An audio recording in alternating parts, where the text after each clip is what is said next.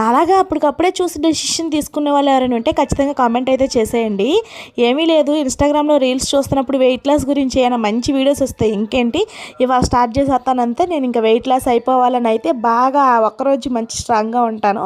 అప్పటికప్పుడు ఇంకా టైం ఎంత ఏంటి కూడా చూడకుండా మా హస్బెండ్కి ఫోన్ చేసి ఎక్కడున్నారండి, ఇదిగో నేను లిస్ట్ పెట్టే వాట్సాప్లో అని చెప్పేసి నాకు కావాల్సినవి మొత్తం పెట్టి ఇలా అయితే తెప్పించేస్తానమాట.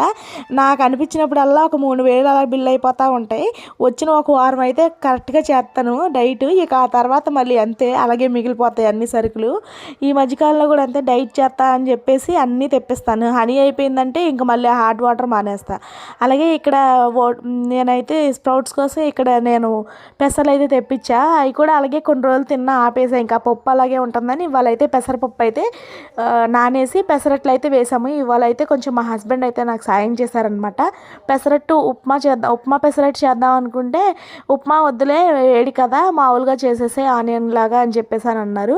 సర్లే నేను పిండి అయితే రెడీ చేసి పెట్టాను, ఎలా కావాలో వేసుకోమని చెప్పేసి చెప్తే మా వారు అయితే అగో అలా చేసుకున్నారు. ఇంకా నాకు కూడా టేస్ట్ చూపించారు, నేను వేసింది చాలా బాగుంది, నువ్వు ఎత్తే ఇలా టేస్ట్ రాదేంటి అంటున్నారు. ఒకరోజు బడాయి కదా ఏదైనా మళ్ళాగా వాళ్ళు చేసినప్పుడేమో ఓ బడాయి కబుర్లు చెప్పేస్తారు, ఇలా గిన్నెం చేసిందే బాగుందని చెప్పేసి. కానీ ఎంతైనా మందే వేరు, కానీ వాళ్ళు ఒకసారి చేసిన టేస్ట్ అయితే చాలా బాగుంటుంది. వీడియో నచ్చితే లైక్ చేసేయండి. Thank you for